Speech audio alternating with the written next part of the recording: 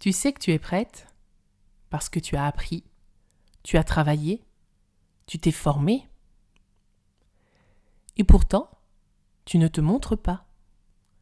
Tu repousses, tu hésites, tu attends encore un peu, peut-être le bon moment. Parce que se montrer, ce n'est pas juste être visible, c'est se révéler. Et se révéler, ça peut faire peur.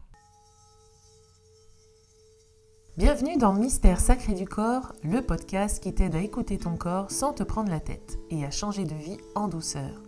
Ici, on parle de kinésio, d'émotions, de charge mentale, de transformation personnelle et de ces petits signaux que ton corps t'envoie quand il en a marre que tu fasses semblant que tout va bien. Je suis Julie, kinésiologue, maman, entrepreneur et grande exploratrice du lien entre le corps, l'énergie et la vraie vie. Si tu ressens l'envie de ralentir, de te réaligner ou de créer une vie plus juste pour toi, sans tout envoyer valser du jour au lendemain, alors tu es exactement au bon endroit. Installe-toi confortablement, respire un coup et laisse ton corps te parler.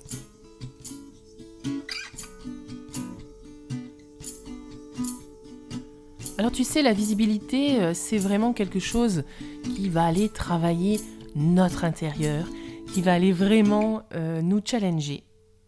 Quand on doit être visible, quand on doit se montrer, et encore plus quand on a sa propre entreprise, quand on est à son compte. Alors c'est pas obligé de montrer son image, même si quand même sur les réseaux sociaux, on aime savoir à qui on a affaire, quand on veut écouter quelqu'un ou quand on veut prendre un soin énergétique avec elle ou du magnétisme ou faire une formation. C'est bien de mettre son visage pour avoir justement cette connexion avec l'autre de manière bien plus authentique. Mais c'est pas que ça aussi, c'est pas qu'une histoire d'image, c'est une histoire aussi de ce qu'on va dire, tu vois, sur les réseaux ou sur son site internet. Et peut-être que toi, tu le connais ce moment. Quand tu ouvres Instagram, tu veux publier quelque chose, et puis tu sais que tu as quelque chose à dire. Quand tu parles avec d'autres, quand tu es en séance ou quand tu es en conférence, tu sais que tu as quelque chose à dire, et tu le dis très bien quand tu as une personne en face de toi. Et puis là, quand il s'agit d'être sur les réseaux sociaux, tu refermes complètement tout. Tu te dis, mais qu'est-ce que je peux bien raconter aux gens ? J'ai rien d'intéressant à dire, par exemple. Ou je ne sais pas comment le dire. C'est pas assez bien ce que je fais. Ou je vais le faire plus tard. Ou encore, tu peux, par exemple, te comparer aux autres. Bon, ça, c'est le piège. Tu vas voir ce que font les autres comptes. Parfois, ça peut vraiment miner le moral. Parce que tu trouves que les autres sont tellement bien, qu'elles expriment tellement bien ce qu'elles font, qu'elles mettent en image de manière superbe. Et que toi, peut-être, tu vas copier, ou bien tu vas juste faire un truc, mais qui sera moins beau. Et du coup, tu ne seras pas écouté ou entendu. Et donc, du coup, ça va te retenir. Ça va te freiner un petit peu. Et puis, du coup, tu vas pas faire les choses. Parce que de toute façon, il y aura toujours mieux que ce que tu fais toi. Alors du coup, tu restes dans l'invisibilité. Pas parce que tu n'as rien à offrir, mais parce que quelque chose en toi bloque, en fait, au moment de se montrer. Et ça, c'est une étape, moi, qu'il a fallu faire aussi. Alors moi, ça fait longtemps que je suis sur les réseaux, alors longtemps, une dizaine d'années. Mais c'est vrai qu'on mettait... avec mon conjoint, puisqu'on était sur le même, on est toujours sur le même compte Facebook qui est les terres d'accueil, et même Instagram, on est dessus. Mais après, on a créé nos propres identités là cette année. Et c'est vrai qu'on montrait pas trop nos visages, on mettait notre logo, voilà. Et c'est progressivement, en se formant, notamment avec le programme Momentum de Gaïa Charline, que du coup, on a osé se montrer, enfin moi en tout cas, j'ai osé me montrer un peu plus, mettre ma tête. Et c'est vrai que moi j'aime bien, par exemple, faire des petites vidéos avec juste ma voix, ma tête, et puis la vidéo qui défile en fonction de ce que je dis. Et du coup, ça, c'est après ce que t'aimes faire. Mais ça, c'est une étape à passer. Et pour moi, pour savoir ce qui nous va ou ce qui ne nous va pas, il faut forcément tester plein de choses. Moi, à un moment, par exemple, je faisais les petites vidéos du matin où je faisais mes petites vidéos, ça durait 1 minute. Et puis, je dis sur un sujet de développement personnel. Moi, j'aimais bien. Ça n'a pas eu d'impact, on va dire, ça n'a pas fait des milliers de vues. Mais par contre, c'est vrai que quand les gens me faisaient des retours, ils me disaient que c'était trop bien parce qu'ils avaient l'impression que je leur parlais à eux. Donc ça, c'est génial. Ça veut dire que voilà, c'était vraiment efficace. Par contre, moi, en termes de rythme et en termes de temps, c'est vrai que je me suis rendu compte que parler 1 minute, dire des micro-phrases, ça ne me va pas. Et donc, j'ai arrêté ces petites vidéos du matin. Mais ça me manquait. Je sentais que je ne donnais pas tous les messages. Moi, j'aime mieux quand, par exemple, comme pour le podcast, je prends mon temps. Là, on a 25-30 minutes ensemble. J'ai le temps de dire tout ce que j'ai à dire et c'est très bien comme ça. Et par contre, il y a un nouveau format qui est arrivé sur Instagram où tu peux faire un carrousel avec des petites vidéos. Donc là, sur un seul sujet, moi, je peux dire plein de choses. Et donc là, je commence à faire ce format-là parce que je retrouve cette capacité à toucher les gens en parlant d'elles et d'eux, mais aussi, je m'y retrouve moi. Et je trouve un équilibre dans tout ça. Mais si j'avais pas fait ces questions, si j'avais pas fait ce challenge, c'est un challenge dans Momentum, mais si j'avais pas fait cet effort-là de dépasser ma peur, de dépasser le jugement de l'autre, de dépasser cette difficulté du rapport à mon image, parce qu'évidemment, il y a des choses qui sont... avec lesquels j'ai des complexes, avec lesquels je suis pas d'accord sur ma tête, sur mon corps, sur plein de choses. Et j'imagine que pour toi, c'est pareil. Mais je me suis dit que mon message était plus important aussi que mon image. Donc j'aurais pu faire aussi des vidéos avec, par exemple, juste ma voix, et des images qui défilaient. Seulement, j'avais pas assez déjà de temps pour filmer des choses dans mon jardin ou filmer des stages, tout ça. Donc ça, c'était compliqué pour moi à mettre en place. Donc il vaut mieux mettre ma tête, même si elle est imparfaite. Et je trouve que le message sera mieux transmis. Donc ça, toi, c'est à toi de voir aussi ce qui te correspond le mieux. Mais moi, c'est en faisant que j'ai su ce qui m'allait et ce qui m'allait pas. Donc tu vois, c'est pas une histoire de manque de confiance, parce que y a des gens qui ont très peu confiance en eux et qui se mettent quand même sur les réseaux. Je dis les réseaux parce que c'est un peu l'endroit où on peut toucher beaucoup de monde, mais ça peut être une conférence ou un salon. Et il y a des gens qui ont très confiance en eux, mais qui n'arrivent pas à dépasser certaines choses. C'est pas vraiment le problème de fond. C'est pas si simple en tout cas. C'est pas un seul facteur. Donc se montrer, c'est pas forcément publier des choses. Et quand je dis publier, encore une fois, c'est pas forcément sur les réseaux. Il y a une personne qui me dit « mais moi j'adorerais écrire un livre, mais je sais pas par où commencer, je sais pas comment faire. » Et je lui dis « mais pourquoi dans ce cas-là tu écris pas un blog ?» Je lui dis « si tu as envie d'écrire, que pour l'instant t'as pas pas de trame, tu sais pas trop où tu vas, mais que tu as envie d'écrire et de transmettre des choses aux gens, crée un blog. » Ça marche encore, ça, parce que tu as beaucoup de textes à dire et à écrire. Donc du coup, pour les gens qui, eux, ont envie de prendre du temps sur un ordinateur ou sur un téléphone, ils vont lire ton texte. L'important, c'est de trouver, toi, ce qui te va. Donc, quand on est dans cette visibilité, soit d'image, soit d'écrit, la problématique derrière, c'est finalement d'être vu, d'être mis sur la place publique. On a l'impression que quand on fait un post, au début surtout, c'est qu'on est mis à nu sur la place publique, où tout le monde va nous voir, va nous critiquer, va nous juger, et ça va nous renvoyer parfois des images de nous qu'on n'a pas envie de voir, ou y a des gens tout simplement qui sont malveillants et qui vont par plaisir, par le plaisir de dire des méchancetés, par le plaisir de critiquer, de dire le contraire de ce que tu dis, alors que 2 jours avant, il disait la même chose que toi. Ça, c'est bon. C'est humain, ça.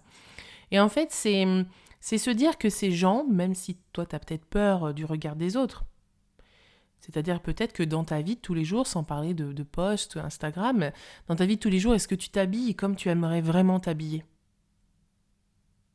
Ou est-ce que tu mets finalement des vêtements passe-partout ?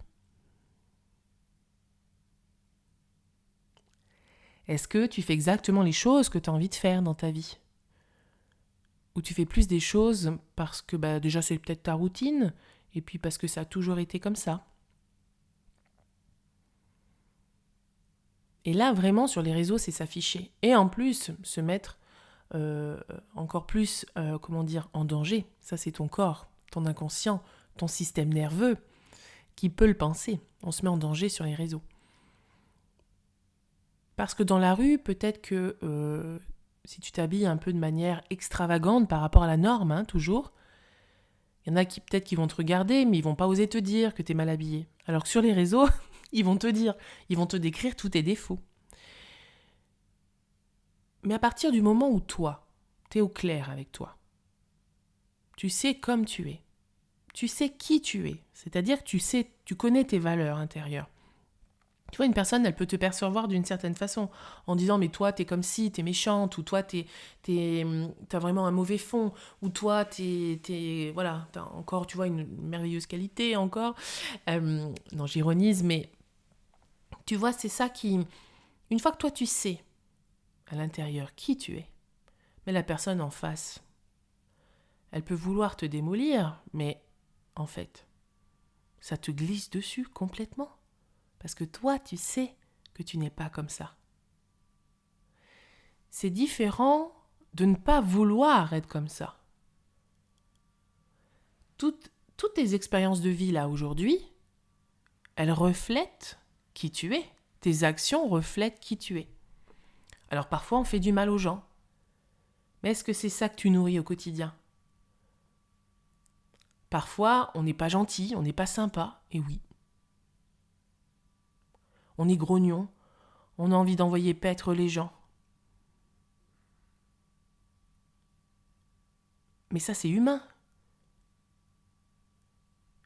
Mais si par contre on entretient ce truc-là en permanence, évidemment, que si on est toujours en train de râler, qu'on est toujours agressive, qu'on est toujours en train de rejeter les autres, c'est évident que plus on nourrit ça à l'intérieur de nous, et plus ça va devenir une réalité.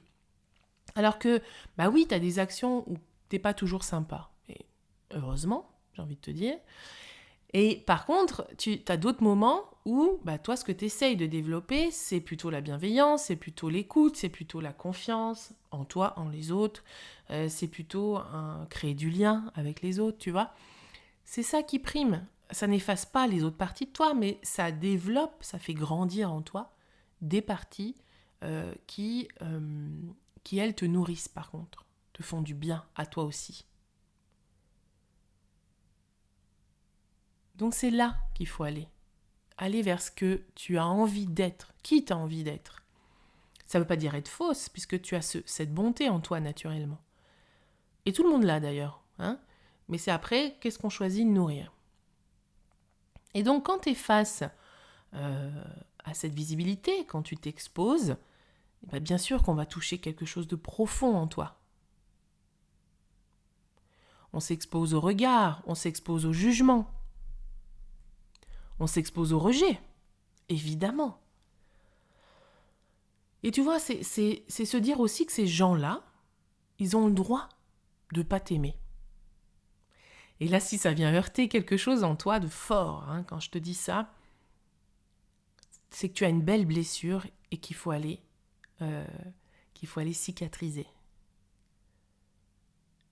Si toi, la première chose, quand tu es dans une relation avec quelqu'un, mais on s'en rend parfois même pas compte, la première chose pour toi, c'est qu'on t'apprécie, c'est qu'on t'aime.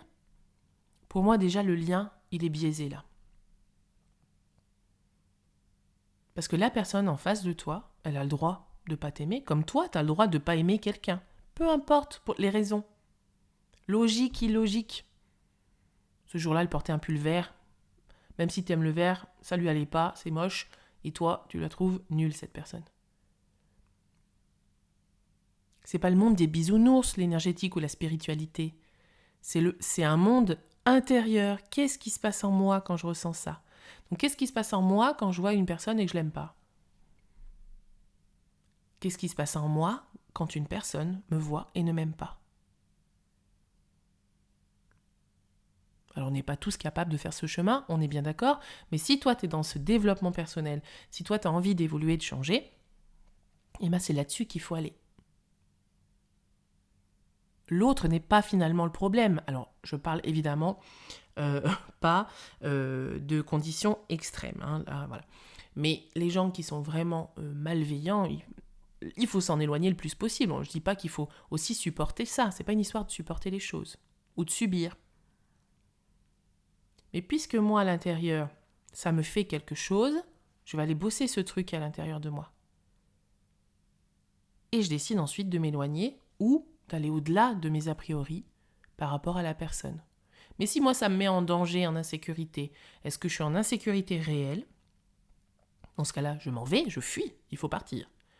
Mais si par contre, c'est une insécurité parce que ça me ramène à d'autres trucs antérieurs, peut-être que là, ça vaut le coup d'aller creuser et puis peut-être d'aller dépasser encore une fois mes préjugés pour aller voir l'autre. Et on découvre parfois des superbes personnes en faisant comme ça. Bien sûr, elles ont le côté obscur avec elles, bien sûr, il y a plein de choses qui nous dérangent chez elles. Par contre, on a trouvé le point où c'est lumineux, là, où là, ça peut matcher entre nous. Encore une fois, c'est savoir, moi je dis souvent que quand il y a un conflit avec une personne, c'est qu'est-ce qui est le plus important ? C'est de rester en lien ou c'est d'avoir raison ? Alors je te le dis tout de suite, avec des personnes, c'est pas possible. On peut pas le faire ça. Quand c'est le lien est brisé ou quand c'est aller trop loin dans des relations, en fait, on peut pas rester en lien avec ces personnes. Alors après, on peut rester dans une espèce d'énergie, de lien du cœur, oui, parce que de toute façon, on est tous reliés les uns les autres et ça, on peut pas le défaire. Par contre, ça veut pas dire qu'il faut aller prendre le thé avec eux ou se voir, se fréquenter. Donc c'est vraiment important d'être au clair aussi avec soi. Où on en est par rapport à ça. Et donc dans cette visibilité qu'on s'offre, voilà, eh bien, y a une partie de toi qui veut avancer, hein, qui veut se montrer, qui veut prendre sa place. Souvent, j'en parle de prendre sa place. Donc ça, c'est l'élan, tu vois. Ça, je sais qu'il faut que je fasse ça pour moi, pour le respect de moi-même, pour mon évolution propre, pour que j'avance dans ma vie. Et puis, il y a une autre partie de toi qui, elle, veut te protéger. Alors, te protéger de quoi ? Eh bien, du jugement des autres, des critiques, du fait de ne pas être comprise. Moi, une fois, il y a quelqu'un qui a mis ça en dessous, en commentaire d'une de mes vidéos, je crois que c'est sur YouTube, qui répond « J'ai rien compris à la vidéo ». Bon, écoute mon gars, t'as le droit complet. T'as le droit. Peut-être que ce jour-là, j'ai pas été claire, mais peut-être que lui aussi, il n'était pas dans une écoute qui était, tu vois, en lien avec ce que je disais. Moi, ça m'a fait rire quand il m'a dit ça. Je dis, bon, écoute, c'est pas grave. Y a d'autres vidéos où je suis peut-être plus claire, ou voilà. Mais encore une fois, c'est pas forcément de mon fait.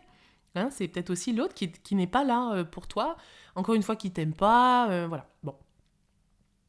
Donc, cette partie de toi, elle veut te protéger. Hein, mais parfois, en voulant te protéger, elle t'empêche de réussir. Et c'est là que c'est dommage.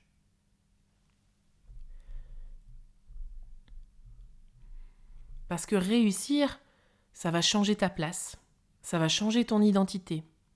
Ça va changer la manière dont les autres te perçoivent. Et là, autant te dire que ton système nerveux, lui, il s'en moque de réussir, mais alors complètement. Lui, ton système nerveux, il cherche à rester en sécurité.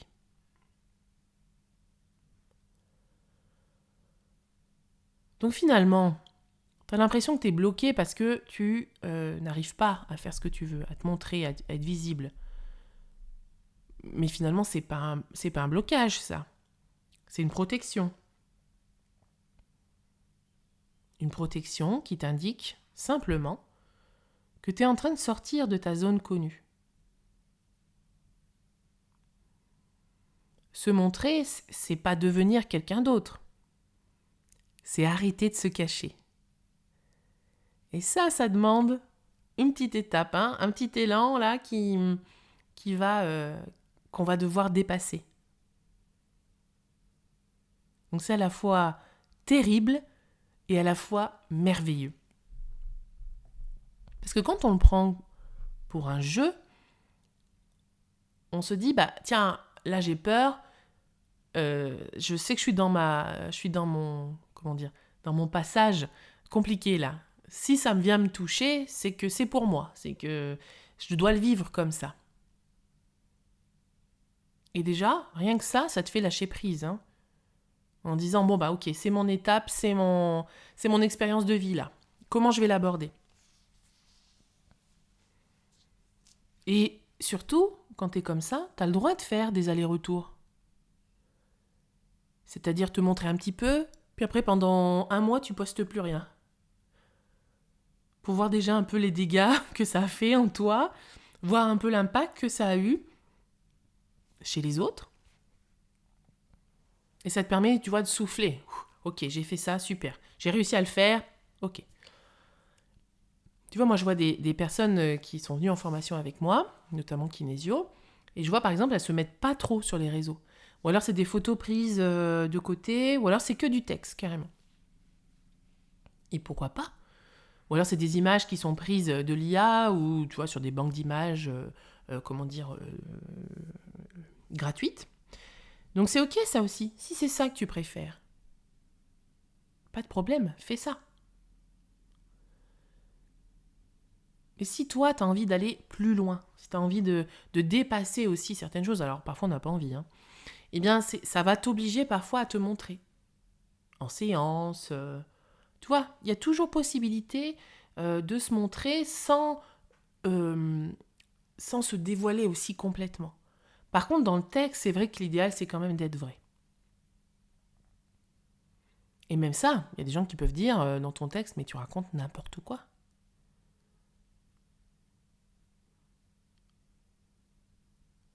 Donc finalement, la question, c'est pas comment être plus visible et en sécurité, c'est qu'est-ce que j'ai peur de montrer ? Quelle image de moi j'ai pas envie que les gens y aient ?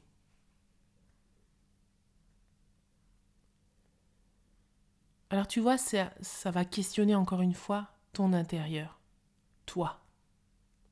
Qu'est-ce que tu fais de toi ? Qu'est-ce que tu fais de ton image ? Ça montre peut-être que toi, tu sais pas trop encore où t'en es, qui tu es.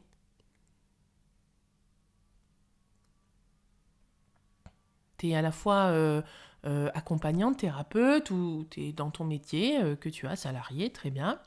Donc t'es ça. Mais t'es aussi la fille de quelqu'un, t'es aussi la sœur de quelqu'un, la mère peut-être de quelqu'un. Tu vois, t'as des rôles aussi. Et l'idée, en tout cas pour moi, qui aide, c'est de se dire qu'on est tout ça à la fois.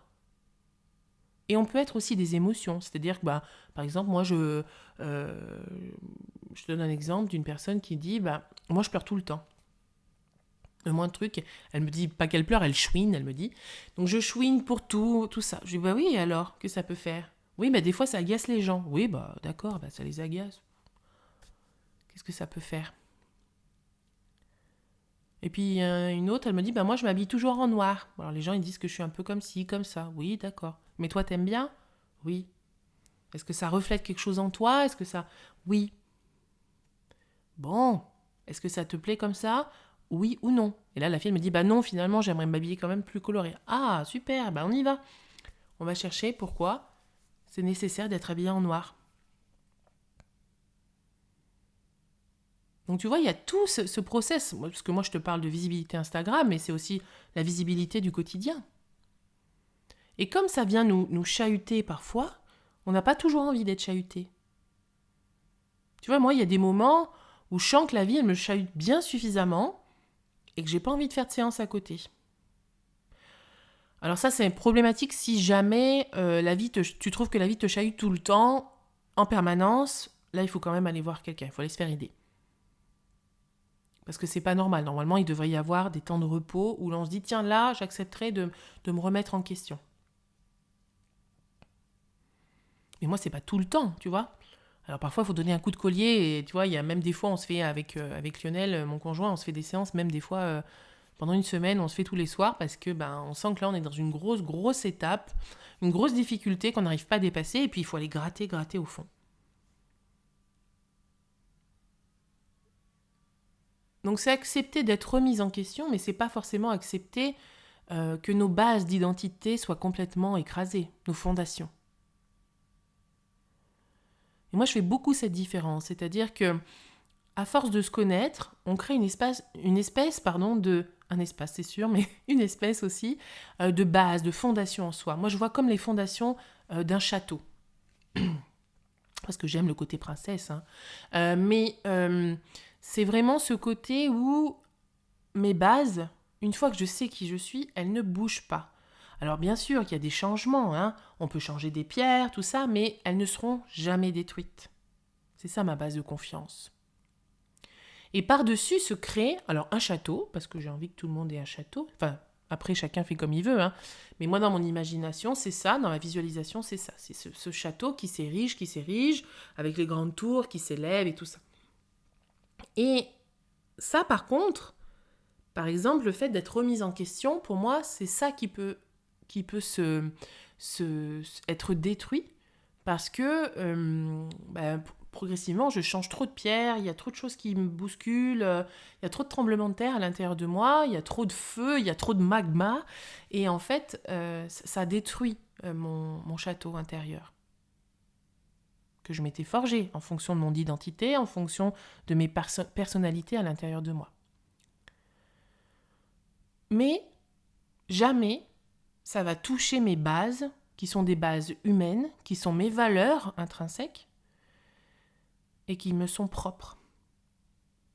Si jamais ça a touché mes bases, ce qui arrive quand on est vraiment chamboulé par quelque chose, hein, si ça va toucher mes bases, eh bien c'est que mes bases n'étaient pas assez solides, ou alors c'est qu'elles étaient construites sur des valeurs qui n'étaient pas forcément les miennes. Bon, je ne sais pas si je suis très claire, mais tu viendras me le dire sur les réseaux, sur Instagram, hein.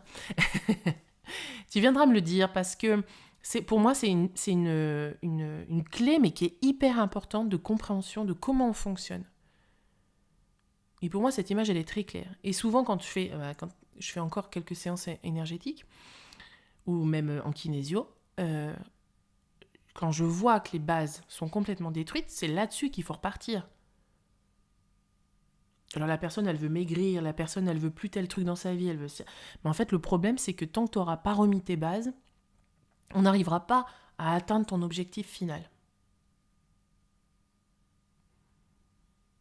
Bon, tu me diras si toi ça te parle en tout cas. Je prendrai tes avis avec plaisir. Quand on est capable d'observer tout ça en soi, eh bien, l'étape d'après, donc déjà la première étape c'est l'observation, comme je te viens de te le dire, et la deuxième étape c'est le non-jugement. On ne juge pas ce qu'on est en train de faire, on constate. Ensuite, on évite la culpabilisation. Et ensuite, tu verras que tu es déjà prête. Tu es prête à avancer, tu es prête à te montrer. C'est juste que tu as besoin d'être rassurée.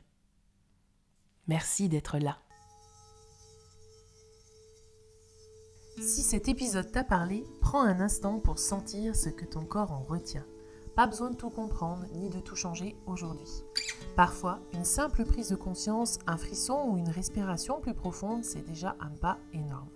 Rappelle-toi, ton corps ne te freine jamais, il te guide. Et le changement de vie ne commence pas par une décision radicale, mais par une écoute plus honnête de ce qui se passe à l'intérieur. Si tu veux continuer à explorer ces mystères du corps, tu peux me retrouver sur Instagram @JulieLaKinésiobranchée pour des partages fun, vrais et ancrés dans le quotidien. Et si cet épisode t'a aidé, n'hésite pas à le partager à une personne qui en aurait besoin. Prends soin de ton énergie, fais-toi confiance et à très vite pour un nouvel épisode de Mystère Sacré du Corps.